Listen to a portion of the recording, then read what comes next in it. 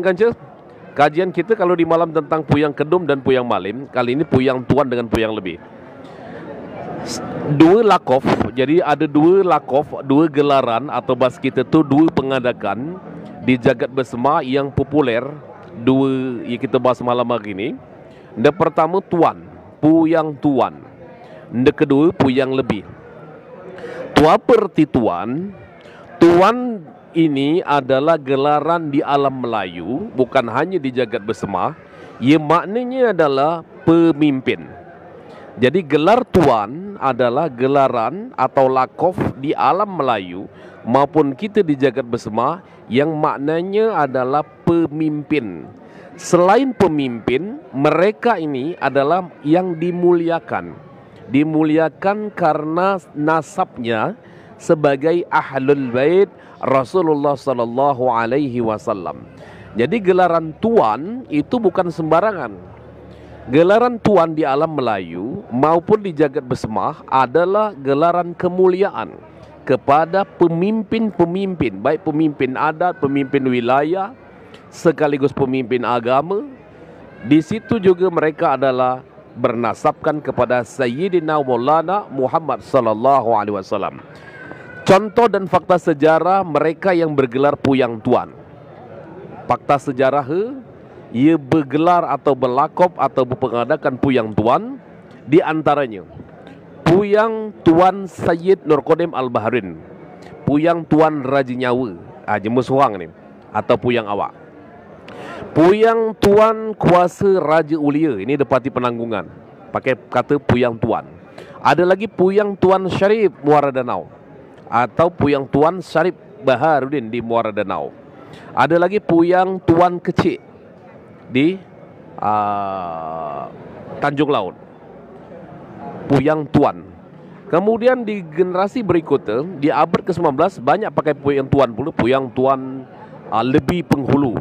Puyang Tuan Lebih pula, bergelar Lebih pula, Penghulu Perdipa, iaitu Puyang Tuan Syarif Fidaran. Jadi Tuan-Tuan ini adalah gelaran di alam Melayu sekaligus di badah kita, ia artinya pemimpin.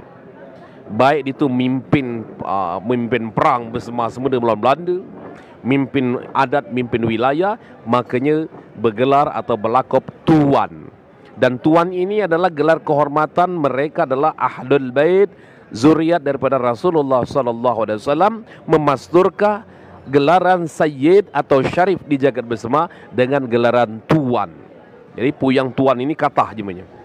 Yang kedua setelah gelaran Tuan adalah lakof atau gelaran Lebih. Lebih. Tu apa makna lebih?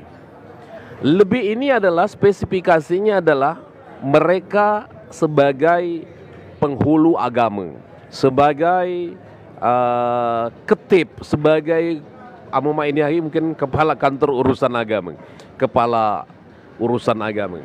Jadi ketip penghulu agama itu disebut dengan lebih.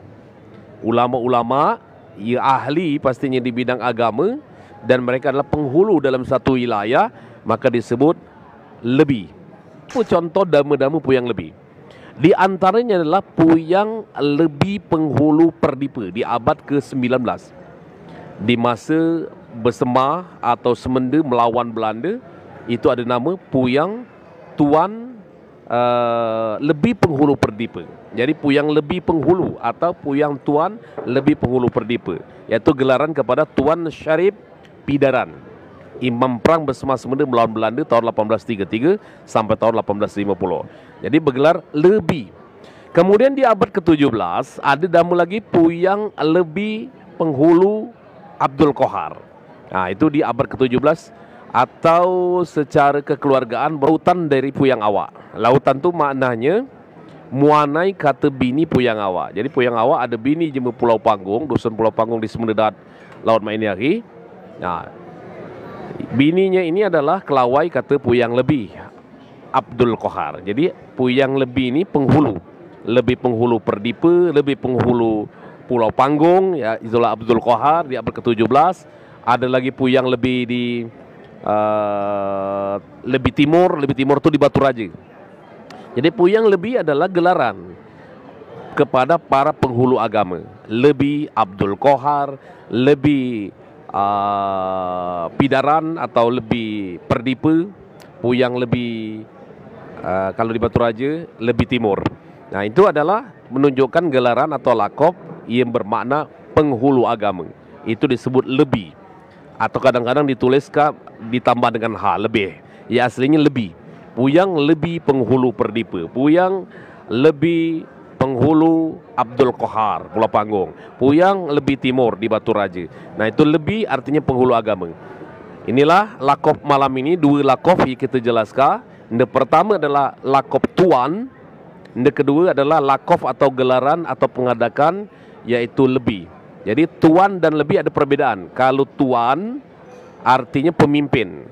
Baik pemimpin di dalam satu wilayah, wilayah adat, maupun pemimpin agama.